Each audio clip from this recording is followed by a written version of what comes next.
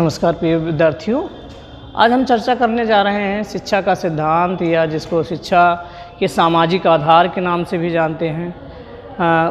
ऐसे विषय पर चर्चा करने जा रहे हैं। इसका टॉपिक जो है, शीर्षक जो है, लोकतंत्र और शिक्षा, डेमोक्रेसी एंड एजुकेशन।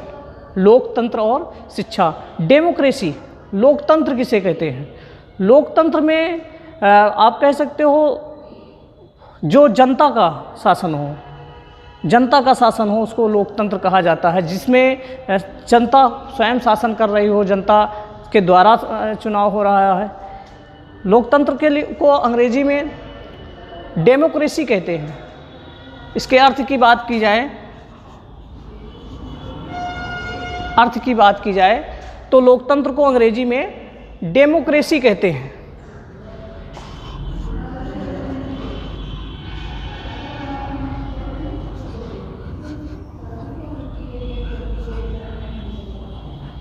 डेमोक्रेसी कहते हैं।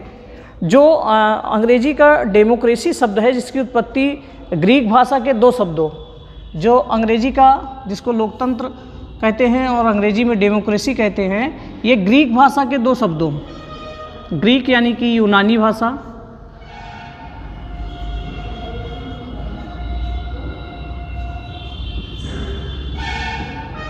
ग्रीक भाषा के दो शब्दों से मिलकर बना है। जो अंग्रेजी भाषा का डेमोक्रेसी शब्द है, ये ग्रीक भाषा के दो शब्दों से मिलकर बना है। ये क्वेश्चन आया है कि डेमोक्रेसी शब्द किस भाषा से बना है, अंग्रेजी का डेमोक्रेसी शब्द किस भाषा से लिया गया है? तो डेमोक्रेसी शब्द जो है वो ग्रीक भाषा के दो शब्दों से मिलकर बना है, डेमोस और क्रेसी। डेमोस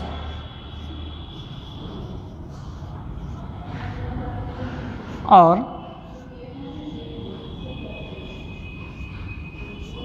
क्रेसी या क्रेटिक भी कहते हैं।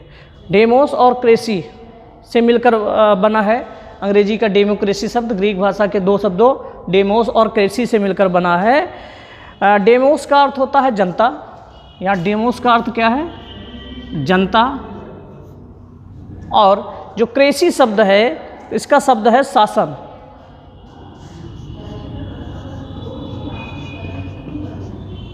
क्रेसी शब्द का अर्थ क्या है? शासन। तो जो ग्रीक भाषा के दो शब्द डेमोस और क्रेसी से बना है डेमोक्रेसी शब्द, तो डेमोस का अर्थ होता है ग्रीक भाषा में जनता, और क्रेसी का अर्थ होता है, क्रेटिक का अर्थ होता है शासन। इस तरह से डेमोक्रेसी शब्द जो है, डेमोक्रेसी शब्द का शाब्दिक अर्थ हुआ जनता का शासन। डेमोक्रेसी शब्द का शाब्दिक अर्थ क्या हुआ? जनता का शासन।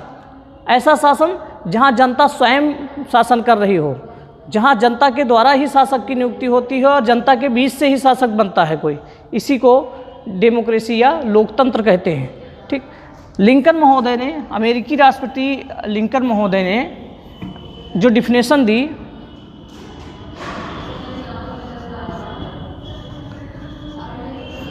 Lincoln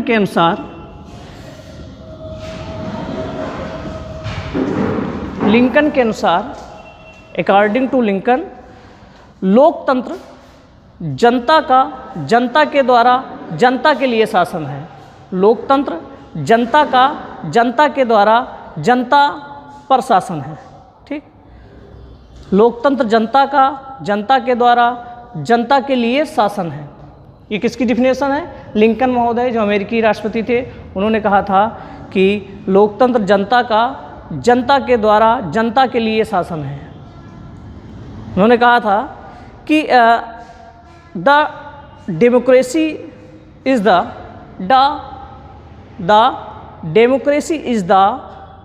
government of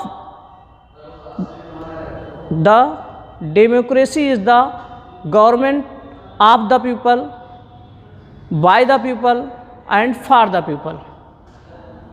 the democracy is the government of the people, by the people, for the people. तो जो लोकतंत्र है, जनता का जनता के द्वारा जनता के लिए शासन है, ऐसा लिंकन महोदय की डिफिनेशन है। एक और विद्वान थे जिन्होंने कहा था, ब्राइस महोदय ने कहा था। ब्राइस के अनुसार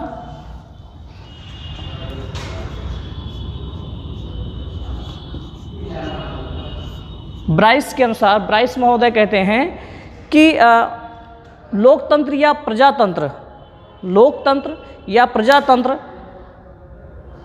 ऐसी संस्थाएं हैं, ऐसी लोकतंत्र या प्रजातंत्र ऐसी सरकार है जिसमें शासन करने की शक्ति किसी व्यक्ति विशेष में ना होकर, शासन करने की शक्ति किसी व्यक्ति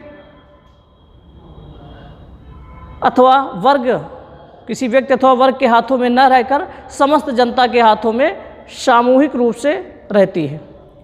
तो ये ब्राइस महोदय का मानना था। ब्राइस महोदय कहते हैं कि प्रजातंत्र एक ऐसी सरकार है, लोकतंत्र एक ऐसी सरकार है जिसमें शासन करने की शक्ति किसी व्यक्ति अथवा वर्ग के हाथों में न रहकर समस्त जनता के हाथों में सामूहिक रूप से रहती है, उसी को लोकतंत्र कहा जाता है।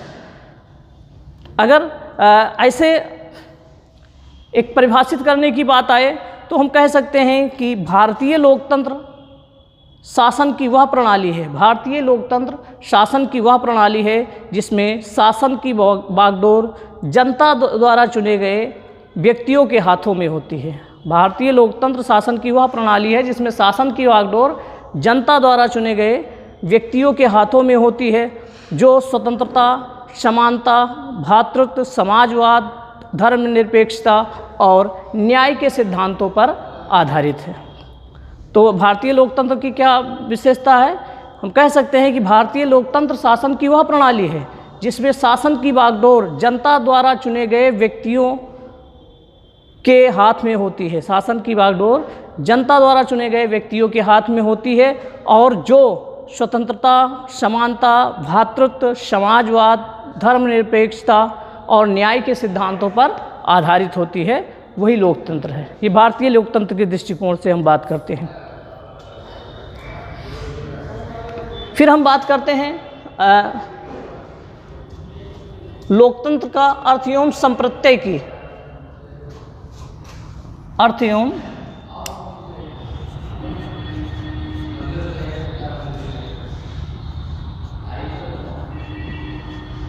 संप्रत्यय की बात करते हैं।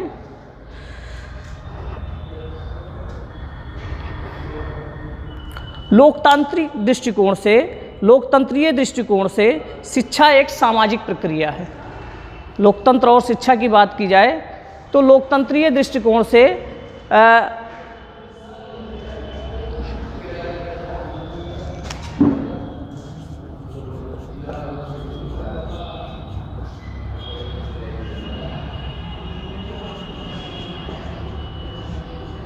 लोकतंत्र और शिक्षा का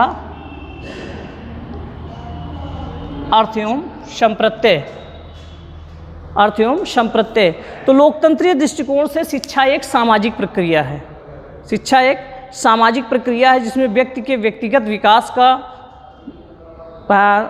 ध्यान रखा जाता है, व्यक्ति का व्यक्तिगत विकास किया जाता है, उसके साथ साथ उसका सामाजिकरण भी किया जाता है, उसका सामाजिक विकास किया जाता है। व्यक्तिगत और सामाजिक दोनों गुणों का विकास किया जाता है जिससे व्यक्ति और समाज दोनों को लाभ होता है।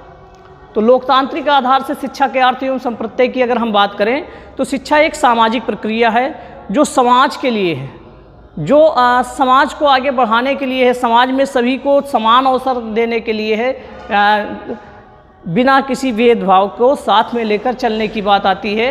शिक्षा, लोकतांत्रिक शिक्षा वही है जो बिना किसी जाति, धर्म, वर्ग, संप्रदाय, स्थान के बात किए बिना सभी को समान रूप से आगे बढ़ने के अवसर देती है, जिसमें स्वतंत्रता सभी को होती है, सभी में समानता होती है, सभी में भ्रातृत्व होता है, भाईचारा होता है। तो ये शिक्षा है जो व्यक्ति के व्यक्तित्व का पर्सनल, उसके इंडिविजुअल डेवलपमेंट, उसका पर्सनल व्यक्तित्व का विकास तो करती ही है, उसका सामाजिकरण भी करती है और व्यक्ति और समाज दोनों को लाभ पहुंचाने का काम शिक्षा करती है। ये शिक्षा का संप्रत्यय एवं अर्थ होता है। ठीक, डीवी महोदय ने कहा है, डीवी के अनुसार, जॉन डीवी के अनुसार लोकतंत्र में ऐसी शिक्षा होनी चाहिए, लोकतंत्र में ऐसी शिक्षा होनी चाहिए जो सामाजिक कार्यों तथा संबंधों में व्यक्तित्व रुचि उत्पन्न कर सके। लोकतंत्र में ऐसी शिक्षा होनी चाहिए जो सामाजिक कार्यों तथा संबंधों में व्यक्तित्व संबंधी रुचि उत्पन्न कर सके और उनमें ऐसी मानसिक आदतों का निर्माण कर सके, उनमें मनुष्यों में ऐसी मानसिक आदतों का निर्माण कर सके जो बिना कोई अव्यवस्था उत्पन्न किए सामाजिक परिवर्तन कर सके। बिना किसी अव्यवस्था के, बिना किसी कमी के लोगों में या समाज में सामाजिक परिवर्तन कर सके। तो ये डीबी के अनुसार था। डीबी के अनुसार फिर से एक बार सुनते हैं कि लोकतंत्र में ऐसी शिक्षा होनी चाहिए। डीबी महोदय कहते हैं कि लोकतंत्र में ऐसी शिक्षा होनी चाहिए जो सामाजिक कार्यों तथा संबंधों में व्यक्तिगत रुचि उत्पन्न कर सके, वैयक्तिक रुचि, व्यक्तित्व संबंधी रुचि उत्पन्न कर सके और उनमें ऐसी मानसिक आदतों का निर्माण कर सके जो बिना कोई अव्यवस्था उत्पन्न किए सामाजिक परिवर्तन कर सके, बिना किसी अव्यवस्था के उत्पन्न किए सामाजिक परिवर्तन कर सके। ऐसी शिक्षा होनी चाहिए। फिर हम आगे बढ़ते हैं। जब शिक्षा के अर्थ और संप्रत्यय के बाद लोकतंत्रीय शिक्षा के उद्देश्य।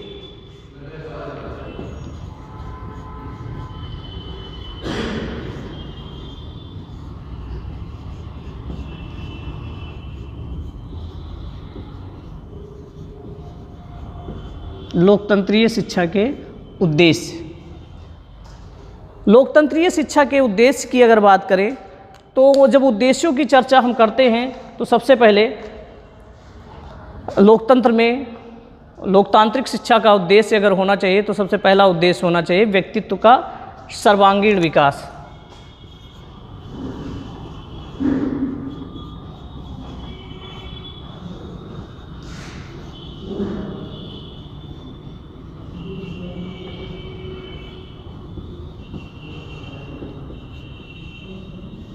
व्यक्तित्व का सर्वांगीण विकास, ये पहला उद्देश्य कहा गया है। व्यक्तित्व का सर्वांगीण विकास का तात्पर्य होता है कि व्यक्तित्व, सबसे पहले हम समझ लें व्यक्तित्व क्या है। व्यक्तित्व को अंग्रेजी में पर्सनालिटी कहते हैं, जो पर्सोना शब्द से बना है, ग्रीक भाषा के पर्सोना शब्द से बना है। पर्सनालिटी को, पर्सोना का अर्थ होता है मुखौटा या नकली चेहरा कह सकते हो, लेकिन यहाँ अगर व्यक्तित्व की बात की जाए तो व्यक्तित्व में मनुष्य के सर्वांगीण गुण भी उसमें शामिल होते हैं। सर्वांगीण गुण उसके सम्मिलित होते हैं व्यक्तित्व में। उसके शारीरिक, मानसिक, सामाजिक, नैतिक, चारित्रिक सभी प्रकार के गुण सम्मिलित होकर उसके व्यक्तित्व का निर्माण करते हैं। वो गुण जिससे हमारी पहचान होती है वो हमारा व्यक्तित्व का अंग होता है। तो शिक्षा को चाहिए, लोकतांत्रिक शिक्षा में शिक्षा का उद्देश्य होना चाहिए कि व्यक्तित्व का सर्वांगीण विकास करें। जो हमारी पर्सनालिटी है उसका सर्वांगीण, उसके सभी अंगों का समान रूप से विकास करें। ये शिक्षा का पहला उद्देश्य होना चाहिए। तो पहला उद्देश्य क्या है? व्यक्तित्व का सर्वांगीण विकास करना। ठीक। दूसरे उद्देश्य की हम जब चर्चा करते हैं तो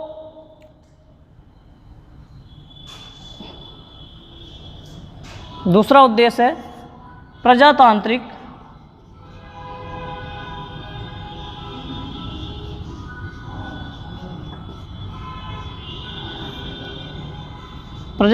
मूल्यों का विकास।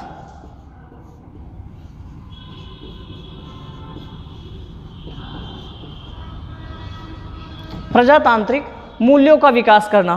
प्रजातांत्रिक मूल्यों का तात्पर्य होता है कि हम जिस समाज में रह रहे हैं, हम जिस देश में रह रहे हैं, उस देश में कुछ आदर्श होते हैं, कुछ मूल्य होते हैं, कुछ प्रतिभान होते हैं, कुछ नियम कानून होते हैं जो समस्त पॉपुलेशन को, समस्त जनसंख्या को, सारी पब्लिक को ध्यान में रखकर निर्माण किए जाते हैं जिनका। तो ऐसे गुण उनके अंदर शिक्षा द्वारा विकसित कर दिया जाए जो प्रजातांत्रिक हो। प्रजातांत्रिक मूल्य का मतलब होता है कि बिना किसी भेदभाव के, बिना जाति, धर्म, वर्ग, स्थान, बिना किसी रंग, किसी भी भेदभाव के बिना सबको समान अवसर मिलना, सबको समान सम्मान देना, सबके साथ समानता का व्यवहार करना, यही प्रजातांत्रिक मूल्य होता है। तो शिक्षा द्वारा चाहिए कि बच्चों के अंदर प्रजातांत्रिक मूल्यों का विकास किया जाए। फिर तीसरा उद्देश्य अगर बात की जाए तो व्यावसायिक कुशलता का विकास।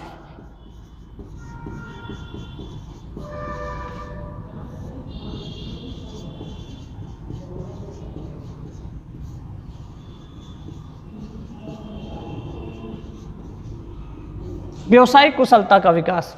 शिक्षा एक लोकतांत्रिक शिक्षा का एक उद्देश्य ये भी होना चाहिए कि अपने यहाँ शिक्षा लेने वाले विद्यार्थियों के, नागरिकों के का व्यावसायिक उत्थान करें, उनको व्यावसायिक रूप से कुशल बनाएं।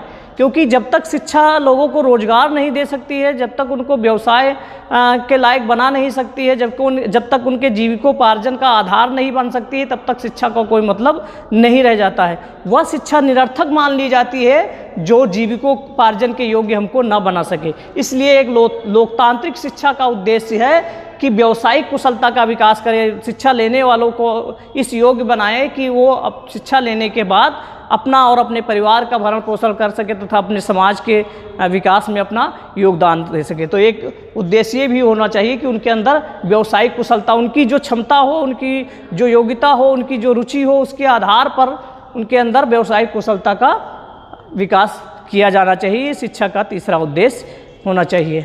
चौथा उद्देश्य जो है, चौथे उद्देश्य की बात की जाए तो अच्छी आदतों और रुचियों का विकास।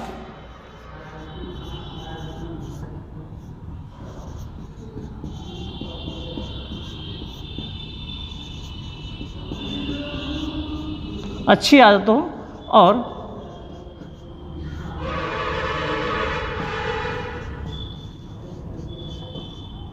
रुचियों का विकास। शिक्षा को ये भी चाहिए कि बच्चों के अंदर अच्छी आदतें निर्मित करें जो समाज में मान्य हों, जिससे उनका शारीरिक और मानसिक विकास हो, सामाजिक विकास हो, उनका नैतिक चारित्रिक उत्थान हो। ऐसी आदतों का विकास उनके अंदर किया जाना चाहिए और उनके अंदर रुचियां पैदा की जाएं। अच्छी चीज़ों को करने के लिए, अच्छे विषयों को पढ़ने के लिए, अच्छे कार्यों को करने के लिए उनके अंदर एक रुचि पैदा की जाए। तो ये भी शिक्षा का उद्देश्य, लोकतांत्रिक शिक्षा का एक उद्देश्य ये भी होना चाहिए कि बच्चों के अंदर अच्छी आदतों और अच्छी रुचियाँ हो जो उसके लिए लाभदायक हों। आदतें ऐसी पैदा की जाएं जो उसके लिए और समाज के लिए लाभदायक हों। इनका विकास शिक्षा के द्वारा किया जाना चाहिए। फिर बात की जाती है पांचवें उद्देश्य का, तो सामाजिक दृष्टिकोण का विकास।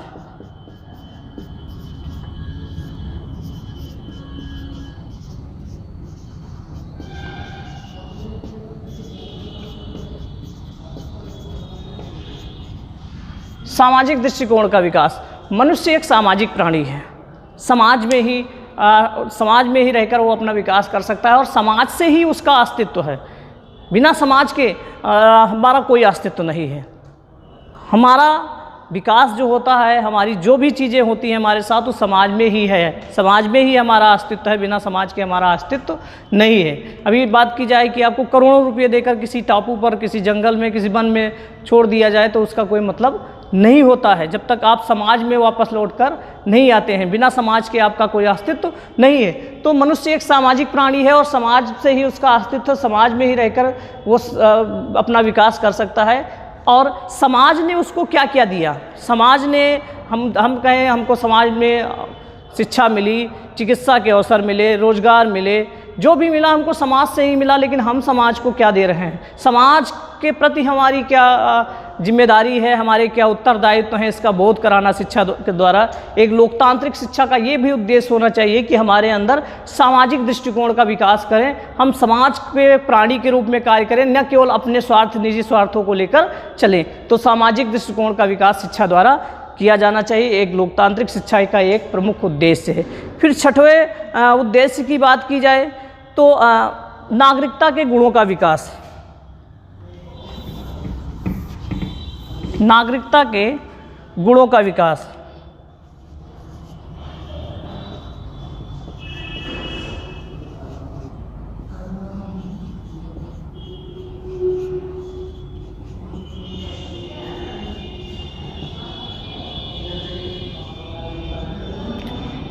एक लोकतांत्रिक शिक्षा का प्रमुख उद्देश्य ये भी होना चाहिए कि अपने यहाँ रहने वाले निवासियों के अंदर नागरिकता के गुणों का विकास करें। नागरिक कौन है? नागरिक वही है जिसको अपने अधिकारों का, कर्तव्यों का, अपने उत्तरदायित्वों का ज्ञान हो कि हमको हमारे समाज ने, हमारे संविधान में क्या अधिकार दिए हैं। और अगर हम भारत की बात करें तो हमको 6 अधिकार दिए गए हैं, लेकिन 11 कर्तव्य भी हमारे सुनिश्चित कर दिए गए हैं। तो हमारे कर्तव्य क्या हैं, कि हमारे अधिकार क्या हैं, और हमारा इस समाज को लेकर, अपने परिवार को लेकर, अपने समाज को लेकर, अपने राष्ट्र को लेकर हमारे क्या दायित्व हैं, इसका ज्ञान करा देना, नागरिक गुणों का विकास करना, जो हमारे प्रतिमान हैं, जो हमारे आदर्श हैं, मूल्य हैं, जो हमारे संविधान में हमको दी गई है शक्तियाँ, या संविधान में जो हमसे करने को कहा गया है, और संविधान में जो स्वीकार हो ऐसे कार्यों को करने वाला ही नागरिक कहलाता है।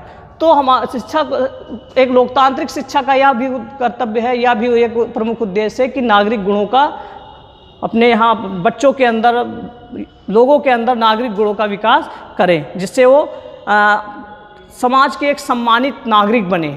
और नागरिक का कर्तव्य होता है कि निजी हित बाद में, निजी स्वार्थ बाद में, राष्ट्र सर्वोपरि, राष्ट्र प्रथम, राष्ट्र के हित में कभी वो समझौता ना करे। ऐसे नागरिकों का निर्माण, हम हिंदू, मुस्लिम, सिख, ईसाई बाद में, हम सबसे पहले भारतीय है, ऐसी भावना का विकास करना, और अपने जो बनाए गए रीति रिवाजों को, प्रतिमानों का पालन करना, यही नागरिक गुणों का विकास है। तो शिक्षा के द्वारा ऐसे गुण बच्चों के अंदर विकसित किए जाएं कि वो राष्ट्र हित को सर्वोपरि माने, राष्ट्र और राष्ट्र के द्वारा बनाए गए नियमों कानूनों को सर्वोपरि माने, उसी को नागरिक कहा जाता है। तो नागरिकता के गुणों का विकास करना ये शिक्षा का, लोकतांत्रिक शिक्षा का एक प्रमुख उद्देश्य होता है।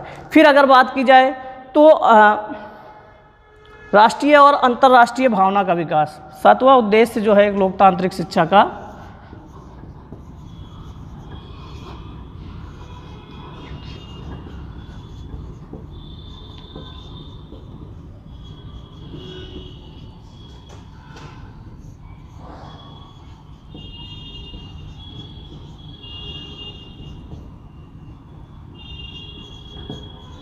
राष्ट्रीय और अंतर्राष्ट्रीय भावना का विकास करना।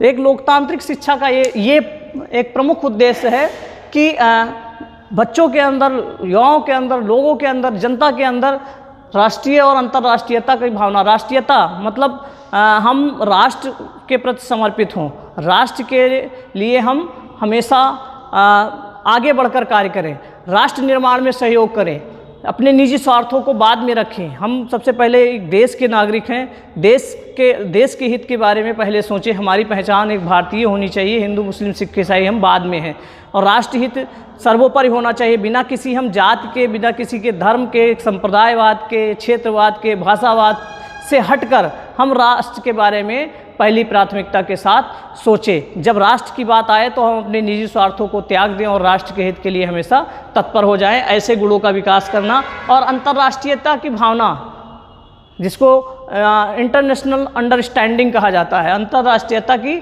भावना। हमारे देश की बात की जाए तो हमारे देश में तो प्राचीन समय से ही ये हमारे वेदों में भी कहा गया है, वसुधैव कुटुंबकम, अर्थात समस्त पृथ्वी, समस्त संसार हमारा परिवार है। हम अगर लगभग विश्व की बात की जाए तो 7 अरब से ज़्यादा, 7 अरब के आसपास पॉपुलेशन है पूरे वर्ल्ड की, इससे और कहीं ज़्यादा ही है। और इस 7 अरब में हम भी एक हैं। जब उस पूरे विश्व के नागरिकों की गिनती होती है तो उसमें एक गिनती हमारी भी होती है। तो ऐसी भावना कि हम केवल एक देश के वासी नहीं हैं, एक समाज के, एक राज्य के, एक देश के वासी नहीं हैं, हम पूरे विश्व के एक वासी हैं। जब विश्व के लोगों की गिनती होती है तो ये गिनती हमारी भी होती है। तो ऐसी भावना का विकास करना कि हम एक विश्व के सदस्य हैं और विश्व के साथ मिलकर आपसी समझ के साथ अपने विचारों का, व्यवहारों का आदान प्रदान करने की क्षमता हमारे अंदर विकसित की जानी चाहिए। ऐसी भावना हमारे अंदर विकसित की जानी चाहिए कि हम संकीर्ण राष्ट्रवाद और जातिवाद, धर्मवाद से उठकर अंतर्राष्ट्रीयता की भावना का विकास हमारे अंदर शिक्षा द्वारा किया जाना चाहिए। ये भी शिक्षा का एक, लोकतांत्रिक शिक्षा के एक महत्वपूर्ण उद्देश्य है। फिर 8वें उद्देश्य की बात की जाए, नेतृत्व के गुणों का विकास।